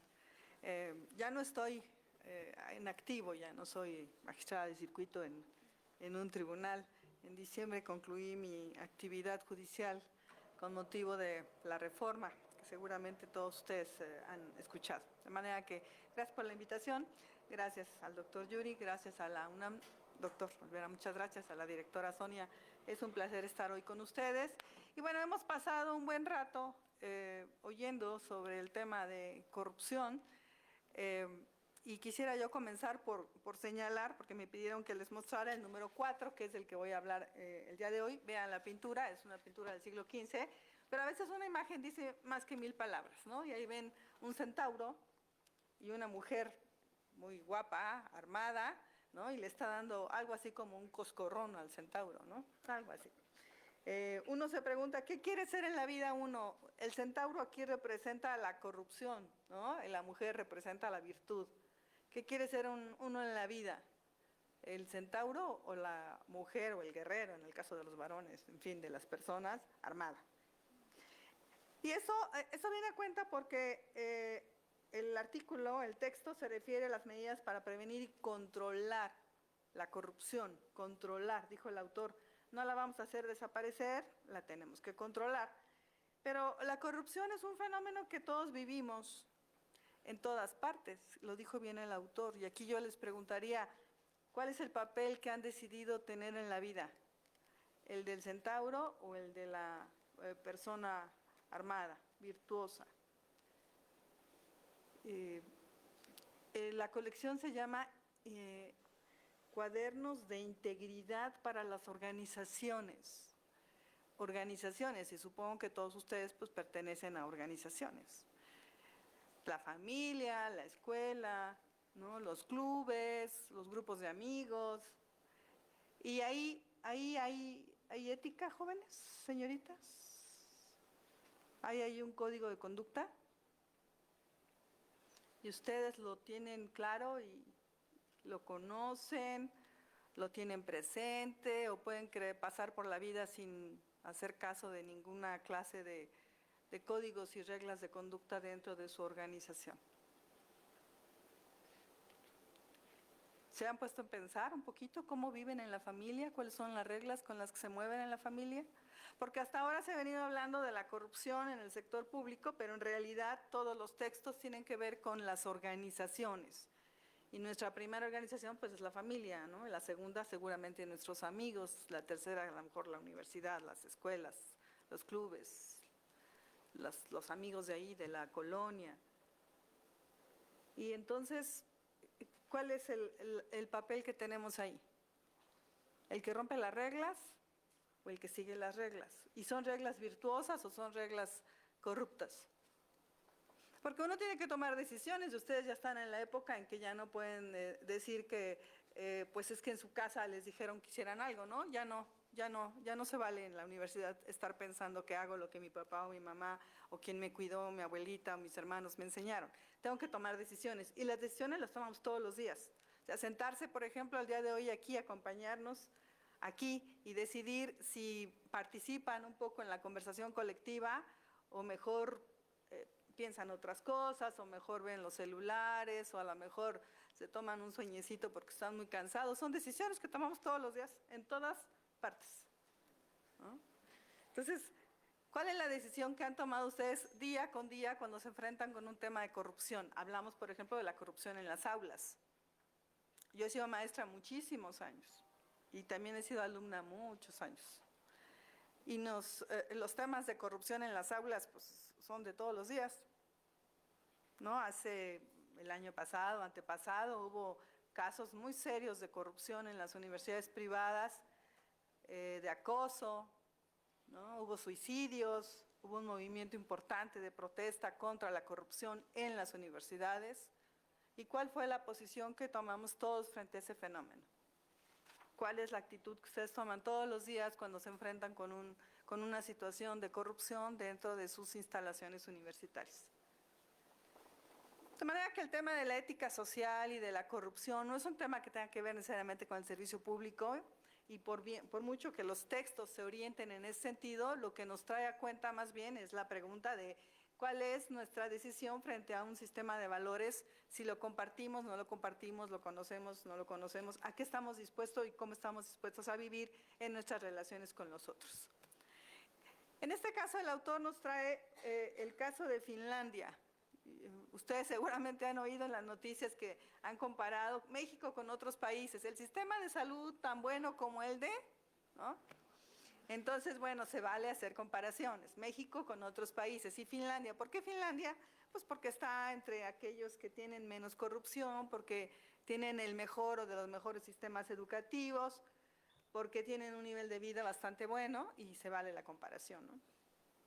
El texto narra cuáles son las razones por las cuales los habitantes de ese país estiman que hay poco problema con la corrupción, y tiene mucho que ver con lo que se expuso ya minutos atrás sobre cuáles son las herramientas que usan en Finlandia. De todo lo que nos plantea el autor, es muy interesante algunos que quiero comentarles. Uno, el reproche social. Nosotros tenemos aquí, ejercemos reproche social cuando alguien hace un acto de corrupción, cuando se pasa de listo, cuando se aprovecha de las debilidades de los otros, o lo aplaudimos, lo reconocemos, lo admiramos. ¿Qué hacemos con ellos? O nos quedamos callados, ¿no? Decimos, bueno, pues es su problema. ¿Ok? En Finlandia la cultura es recriminar al que se pasa de listo, al que hace actos de corrupción. Lo señalan, ¿no? Ahí el concepto de honor es muy importante. En México no, ¿no? Aquí para nada. El segundo ingrediente bien interesante, hay una reacción institucional inmediata. Es decir, ellos saben que cuando hay una conducta de corrupción y es denunciada, el gobierno actúa inmediatamente. Aquí en México, si ustedes han escuchado las últimas, digamos, exposiciones mañaneras, cuando hay una denuncia, lo primero que dicen es, no es cierto. Y si tiene pruebas, pues que las traiga, ¿no? Así nos gustaría que en casa nos trataran, ¿no? Cuando alguien nos acusa, ojalá dijeran nuestros papás, no, no es cierto. Y si trae pruebas, pues que las muestre. ¿Ok? La cultura es totalmente distinta. Aquí se descalifican las denuncias por un grupo político y luego, si hay pruebas, pues ya veremos.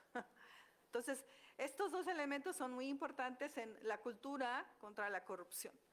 Pero a ver, cuando ustedes saben de alguien que está realizando una conducta en cualquier organización, ¿qué hacemos? ¿Nos volteamos? Hacemos como que no vimos, no nos metemos en problemas, pues que lo siga haciendo mientras no me lo hagan a mí, ¿verdad? Mientras no lo hagan a mi gente o a mis amigos. Exactamente lo mismo pasa en todos los niveles. Cuando ustedes vayan a trabajar, se van a enfrentar con un jefe abusivo o con un compañero abusivo que va a hacer exactamente lo mismo. Y vamos a ver qué van a hacer ustedes. ¿Se van a voltear mientras no los toquen a ustedes? Es un tema de sobrevivencia, jóvenes. Les toca una sociedad altamente dividida y altamente corrupta. Y uno tiene que tomar decisiones desde muy joven, porque son de todos los días. O sea, a lo mejor hoy me callo porque no me tocaron, pero mañana cuando me toquen a mí, decía Rawls en la teoría de la justicia, ¿por qué la gente tendría que preocuparse de cómo es un sistema de justicia? Porque el día que les toque a ellos, quieren que ese sistema de justicia funcione. ¿Ok? Entonces es exactamente igual. Cuando les toque a ustedes van a querer que los demás protesten y que los demás se opongan y que los demás planteen que eso no es así, ¿no? Entonces estamos hablando simplemente de que la ética en el servicio público tiene que ver con la ética de la persona, con el sistema de valores. Y el autor nos habla de una distinción bien interesante que es entre el ser y el hacer. Todos estos instrumentos que hemos oído tienen que ver con el hacer de los servidores públicos. Pero el ser tiene que ver con la persona. ¿Cómo se es? ¿Qué parte de ustedes es valiosa? ¿Cuáles son las creencias que los mueven? ¿Cuáles son los valores que los inspiran? Es decir, aquí les han hablado de justicia, ¿no? Cuando preguntó la maestra, cuando entre el derecho y la justicia hay una contradicción, ¿por qué se elige? Alguien dijo por ahí, pues derecho, ¿no? Que era como la respuesta más natural, ¿no? Yo estudio derecho, no estudio justicia. ¿Los mueve la justicia? No lo sé, porque pues hay muchos que estudiamos derecho sin saber que no teníamos vocación, estudiamos derecho por circunstancias del caso, nos ocurrió, era la carrera que había, en fin, no sé, muchas condiciones. Justicia, quién sabe si la hemos descubierto. Se los digo yo que trabajé 39 años en el sistema de justicia. Pero hay muchos otros valores que sí, como que son más fáciles, ¿no? A lo mejor libertad, a lo mejor igualdad, a lo mejor dignidad, ¿no? A lo mejor respeto. Dice la colección de cuadernos de integridad, a lo mejor integridad, ¿no? Entonces, bueno, esta distinción entre el ser y el hacer es muy interesante, doctor, lo felicito, el doctor hace esta explicación del caso de Finlandia. Y entonces, bueno, yo solamente quiero concluir diciéndoles que ciertamente estamos hablando todos de valores, pero valores en cualquier organización. Y que no sería malo que cuando fueran ahí en el camión, cuando fueran caminando, les habían propuesto espacios para dialogar después de leer estos. Cuando vayan ustedes ahí en algún momento pensando, antes de acostarse, decían que hay un buen ejercicio antes de acostarse, que es decir, hoy qué fue bueno en mi vida, ¿no? Hoy qué hice bien, hoy cómo me premió la vida, ¿no? Hoy qué hay de bueno en mi vida. Piénsenle un poquitito, ¿qué valor los está moviendo? Al menos libertad, al menos igualdad, al menos dignidad. Y de eso habla la ética social. Muchísimas gracias.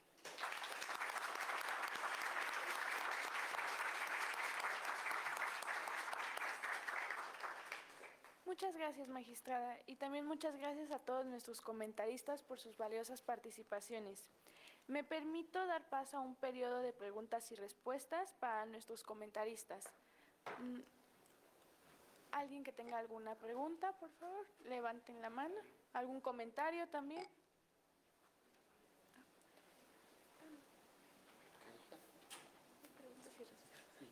Es hacia la magistrada. A mí se me quedó muy claro desde la primera parte de la conferencia que decía que debían atacar directamente, bueno, un aspecto de la corrupción, pero a mí se me quedó, bueno, ahorita olvidé cuál era, pero pensaría que en vez de combatirla se debería desde el hogar para, de una forma interior, como que dar la idea a pues a los servidores. Es Es- prevenirla, ¿no? Sí, pero no desde, en el caso de los libros, sino directamente desde la familia, como algo que no se lea o se aprenda, algo que ya esté como intrínseco con la persona, como para que no llegue al cargo cuando ya empiecen el conocimiento, adquirirlo, la forma de resolverlo, sino que ya lo tenga como de base, Gracias. como de la familia, exactamente. Quisiera yo platicarle una experiencia. Bueno, por supuesto, lo ideal sería que desde la familia tuviéramos un sistema de valores. Lamentablemente, nuestra población no tiene un sentido ético muy desarrollado y menos sabe uno cómo enseñarlo a los hijos más que con el ejemplo, ¿no? Que es la manera, digamos, innata en que aprendemos. Pero hay cosas que aprendemos en la vida, por ejemplo, todo lo que tiene que ver con libertad, igualdad, lo vas recreando cuando vas estudiando. El tema de discriminación, por ejemplo, es un concepto que tú cuando eres niño no entiendes, que tienes que, hasta que vas siendo adulto, vas entendiendo que somos distintos todos y que todos merecemos respeto y que no es posible aceptar que a la gente se le discrimine por raza, por género, por lo que sea, por preferencia sexual. Pero ese concepto, por ejemplo, discriminación, lo tienes que desarrollar siendo adulto. Es ahí cuando lo vas construyendo de una manera más acabada. Entonces, por supuesto, son privilegiados quienes tienen un hogar donde les enseñaron un sistema de valores, donde lo aprendieron, pero eso no nos exime a los que no tuvimos esa fortuna o no tuvieron esa fortuna de irlo adquiriendo a medida que va uno creciendo. Gracias.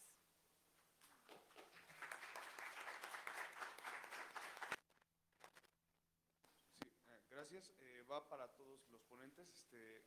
Al principio de la conferencia se había dicho que pues iba a ser o casi imposible o muy difícil que se erradicara la corrupción. Y en ese tenor, yo les pregunto a ustedes desde su punto de vista, tanto personal y profesional, ¿ustedes creen que sí sea muy difícil o imposible erradicar la corrupción? O sea, no combatirla, sino erradicarla. ¿Ustedes qué opinan o qué dicen a ese respecto? Gracias. ¿Comienza por allá? ¿Quiere maestro comenzar?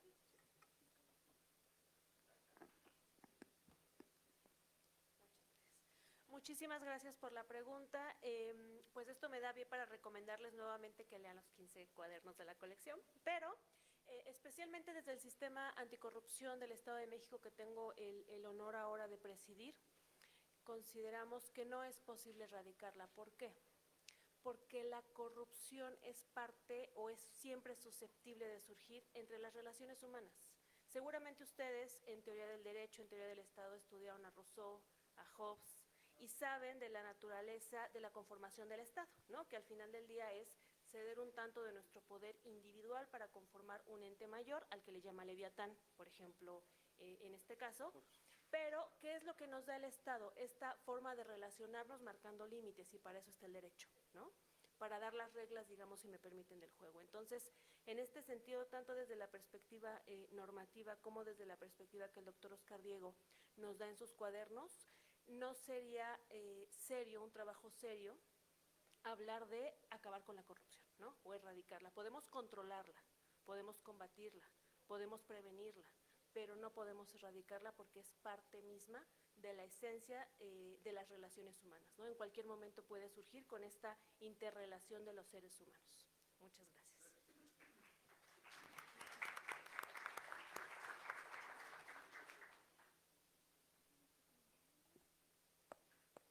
Solamente para añadir, yo comparto el punto de vista de Claudia.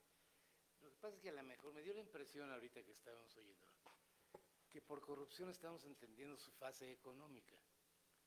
cuando estamos a cambio de una dádiva obteniendo algo económica. Pero hay que pensar también que la corrupción es en todos los sentidos. La corrupción es moral, la corrupción es personal. Y si la vamos a combatir o a tratar de erradicar, es que hay que combatirla en todos los sentidos. Debemos tratar de ser, perdón, es una expresión moral, rectos en todo nuestro quehacer cotidiano. No nada más ante la posibilidad de este problema específico económico, ¿no? Sí, claro, predomina ese y es el que quizás más provecho le puede proveer a una persona porque obtiene algo a cambio. Es muy difícil compensarse y decir, no, pues yo rechacé esto de mi novia porque sentí que no debería yo hacerlo y me siento muy a gusto. Pues sí, pero ese sentir muy a gusto no necesariamente te produce otro tipo de consecuencias que la económica sí te produce, ¿no? Entonces nada más les digo, sí, yo estoy de acuerdo con todo, controlar, erradicar, pero no pensemos nada más en eso. Pensemos que esa erradicación, que la corrupción es en todos, prácticamente se presenta en todos los actos y en todos los hechos de la vida cotidiana. Entonces hay que intentar, por eso la importancia, como bien se dijo aquí, bueno, Jordi, de fincar los valores morales desde el principio y desde la familia misma, ¿no? Alguien mencionó aquí las corporaciones, las organizaciones, dijo una de ellas es la familia. Sí, claro. Si nosotros vemos que el padre o que la madre son corruptos, ya sea moral, económica, en fin, en cualquiera de las diferencias, el hijo va a nacer igual y se va a desarrollar igual. Entonces no le podemos pedir a él que no sea así, porque sale a la calle y se va a encontrar otra realidad, la misma realidad o peor, más agravada, ¿no? Entonces estamos sí desde el principio tratar de involucrar a la persona en los valores individuales y sociales. Eso lo tenemos que tener muy claro. No es una sola fase, son todas, es integral el combate.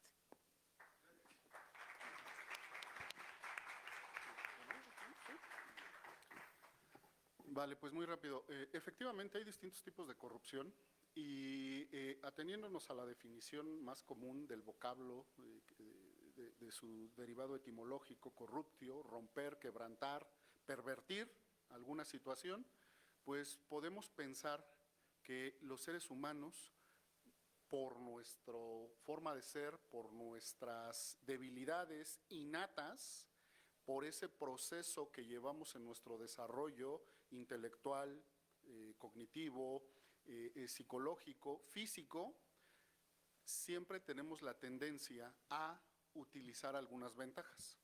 Luego entonces, pues comparto la opinión de que desde ese sentido la corrupción no se puede acabar, porque es parte del proceso del desarrollo de los seres humanos. Pero sí se pueden tomar las medidas necesarias para controlarlas, para que no sea un problema demasiado grave o para que no sea un problema que afecte el sano desenvolvimiento. Pero definitivamente erradicarla es como si dijéramos, ¿podríamos erradicar la ambición de los seres humanos? Pues no lo podemos saber, porque el ser humano en esa entidad tan compleja, ese sistema tan complejo, evidentemente en sus interrelaciones cotidianas genera diversas situaciones que no siempre son adecuadas, pero por ello necesitamos mecanismos que hagan que aunque un ser humano pueda obtener ventaja de alguna situación, exista la herramienta para que la obtención de esa ventaja no signifique problemas a la sociedad. Por tanto, pues no, la corrupción, insisto, en ese sentido amplio, no se puede erradicar, porque es parte del ser humano, pero sí podemos controlarla, sí podemos minimizarla y sí podemos generar herramientas, estrategias, mecanismos que nos permitan que no se convierta en un problema público.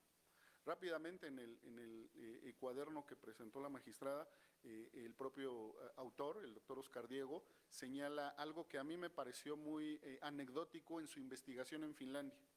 El doctor Oscar Diego en ese cuaderno número 4 dice que llegó y le preguntó a un funcionario que qué pasaba con el problema de la corrupción. Que el funcionario le dijo, ¿problema? Pues eso no es un problema. Y el autor sintió, como decimos vulgarmente, como que sintió un poco sobrado al entrevistado, ¿no? Como que un poco soberbio. Bueno, fue con otro y le preguntó, oiga, ¿qué sucede con el problema de la corrupción aquí en Finlandia? ¿Problema? Pues eso no es un problema. Y así conforme fue avanzando, se dio cuenta que el que estaba en un contexto distinto era él, porque él sí conoce la corrupción como un problema. Pero en el pueblo de Finlandia, aunque está presente, aunque hay corrupción como en todos lados, aunque sea uno de los países mejor evaluados, no quiere decir que no exista la corrupción. Quiere decir que tienen los mecanismos institucionales, culturales, psicológicos, que justamente hacen que la corrupción se señale y que no permiten que se propague. Pero no la han erradicado, porque insisto, es una condición humana. Pero sí podemos generar estrategias para minimizarla, para controlarla, para que no sea un problema público.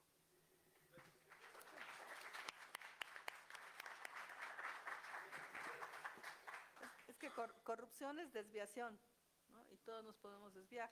Ahí radica el libre albedrío de cada uno. Entonces sí, totalmente de acuerdo. Gracias.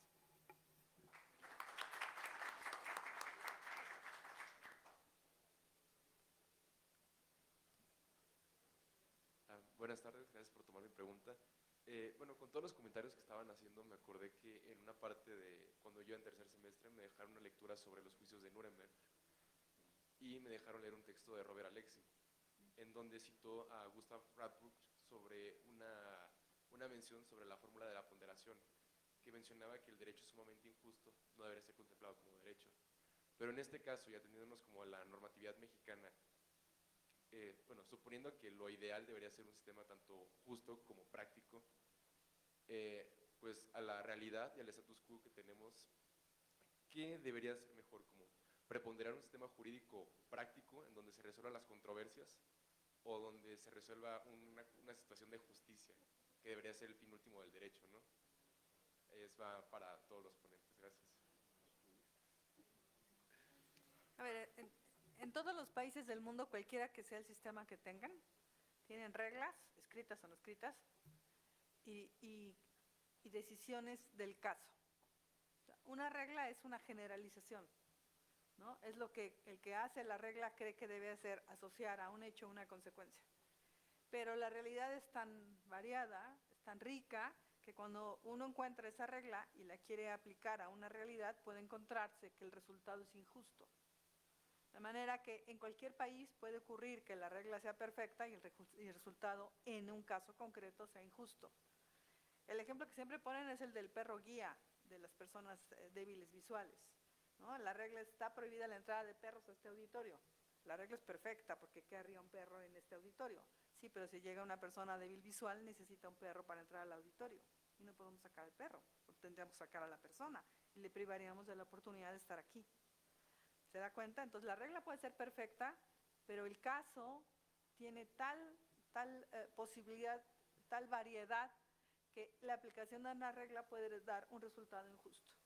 Entonces creo que el ejercicio simplemente es entender que el derecho específicamente en materia de anticorrupción, que está muy elaborado en México, que es muy sofisticado, lo dijo alguno de los expositores, que es cada vez más enredado, que cada vez es más complejo, que puede ser fortalecido con las propuestas que hace el doctor sobre estas instituciones que están en otros países, por ejemplo Finlandia, que tiene alguna de estas instituciones, puede ser muy bueno. El problema es cuando lo llevamos a la realidad, porque ahí nos enfrentamos con varios factores, que no comentamos aquí, pero uno, decía la maestra, que el diagnóstico, creo que también el maestro lo dijo, que el diagnóstico era un problema de que faltaba voluntad política. En mi opinión, sobra voluntad política, pero de no aplicar el sistema anticorrupción. Es decir, la voluntad política prevalece sobre el derecho. Si es una gente protegida, es una gente protegida. Y si el maestro me permite decirlo, si él fue fundador de SECOGEF, que fue la primera organización de la renovación moral de la sociedad en los 80s, yo también trabajé ahí, y exactamente era lo mismo. O sea, la voluntad política determinaba a quién perseguir y a quién no. Y eso no ha cambiado. Entonces, no es un tema de ausencia de voluntad política, es un tema de de una voluntad política excesiva, que interviene y protege a quienes quiere proteger por intereses de otro orden y hace a un lado el sistema de anticorrupción. Entonces, creo que ahí el tema es, el sistema puede ser muy bueno y es perfectible, pero el tema real es cómo lo llevamos a la práctica, cómo lo viven los servidores públicos y cómo lo operan las autoridades encargadas de aplicarlo. Esa sería mi opinión. Gracias.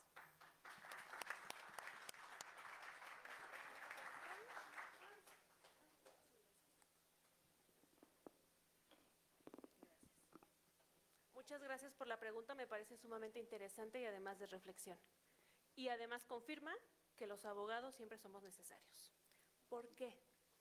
Porque efectivamente, como lo ha comentado la magistrada, regresamos al tema del debate eterno del justnaturalismo contra el justpositivismo, ¿no? ¿Qué privilegiamos?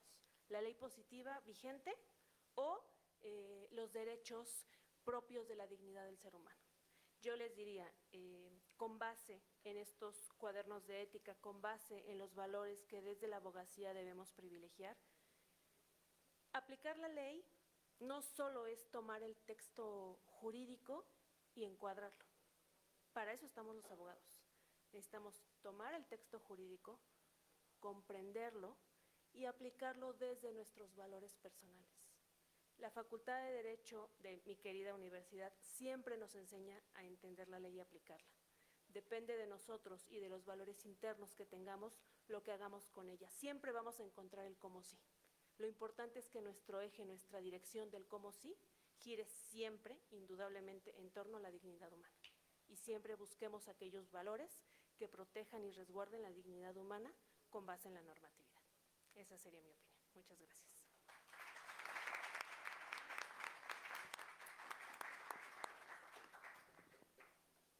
Bueno, si no hay más preguntas, de esta manera damos por...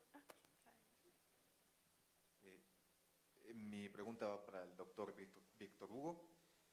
Me parece muy interesante la idea que se muestra en el libro 2 sobre el hecho de adoptar este modelo de los pueblos originarios. La pregunta radica en cómo podemos hacer eso siendo nuestro país un país pluricultural y además, en el caso de los pueblos tradicionales y bueno, estas costumbres son en escala pequeña, mientras que en el caso de nuestro país es básicamente una nación. Muchas gracias. No, gracias a ti. Qué interesante pregunta. Mira, la verdad es que traspolar este tipo de organización política, el sistema de cargos en específico, a nuestra nación sería muy complicado. Bueno, por falta de tiempo, pues evidentemente no abordé todos los aspectos que señala el doctor Oscar Diego, y también para no spoilear el cuaderno y que lo lean, ¿no? Pero tampoco se trata de santificar a las comunidades originarias, ¿eh? También aquí viene una serie de conductas que no son tan democráticas en los pueblos originarios. Entonces, copiar, trasladar el sistema de cargos a un sistema democrático moderno como lo conocemos, liberal, republicano, individualista en muchos casos, sería muy complicado.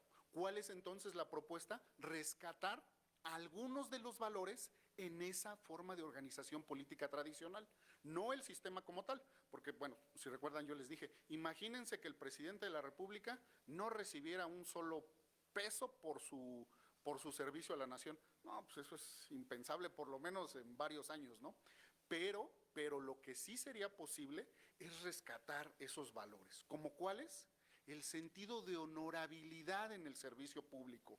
Y no solo nuestros pueblos originarios lo dicen, incluso el propio Aristóteles, la filosofía política clásica occidental, señala que en el deber público debe de haber un sentimiento de identidad y de entrega, lo que Aristóteles llamaba el espíritu de servicio, que es justamente poner mis capacidades para el beneficio de la colectividad, para el beneficio de todos. Eso sí lo podemos recuperar.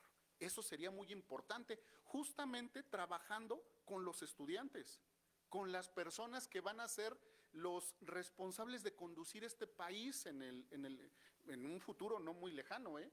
Yo sé que de aquí saldrán jueces, magistrados, saldrán directores, saldrán subdirectores, secretarios de Estado y, ¿por qué no?, presidentes, presidentas de nuestra República. Bueno, pues rescatar esa importancia de servir a nuestro pueblo. Comentaba la magistrada en su presentación, una distinción entre el hacer y el ser. Es decir, ¿quiénes son ustedes? ¿Qué valores le van a aportar al servicio público? Y les comento algo de este número 2, que no me dio tiempo de de comentarles, pero el carguero, la persona que lleva la responsabilidad de esa encomienda civil o religiosa, lo hace por gratitud, porque ha recibido cuestiones positivas en su vida y en retribución acepta el cargo para pagar esas bondades que ha recibido a la vida. Hago un símil con nuestros políticos actualmente. ¿De verdad agradecen el cargo? Al contrario, muchos de ellos parece que nos hacen un favor. ¿Quién de ustedes puede hablar con su diputado así de manera directa, encontrarlo? Oiga, diputado, ¿qué cree que en mi colonia, en mi calle tenemos este problema? ¿O qué cree que en la Facultad de Derecho estamos hablando sobre cómo proponer una reforma? Pues nada, son personas intocables que pasan por los pasillos, que van por las calles y que ni siquiera nos podemos acercarle. ¿Dónde hay ese sentimiento de agradecimiento? Porque se le está dando una alta responsabilidad. Eso sí lo podemos recuperar de nuestros pueblos originarios. No el sistema como tal, sería muy complejo con la forma, con la organización política estructural que hemos construido, pero el cuaderno a lo que apunta es justamente a recobrar. Les recuerdo la palabra que les dije aquí, que yo pensé que iba a ser más eco en esta institución, pero veo que no. O veo que no tanto, más bien, recobrar la mística de lo que implica trabajar por mi comunidad, por mi sociedad, recuperar la importancia de ser un representante del pueblo.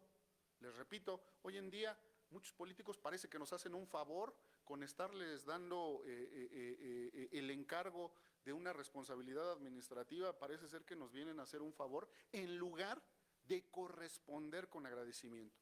Entonces, en concreto, reproducir el sistema de cargos, el sistema tradicional sería muy complejo. Reproducir los valores, la mística que encierran algunos de nuestros pueblos originarios sería fundamental para darle viabilidad a nuestra sociedad. Gracias.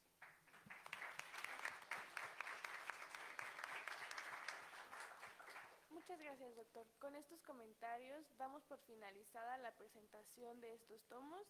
Muchas gracias a todos por su valiosa asistencia. Excelente tarde a todos. Muchas gracias.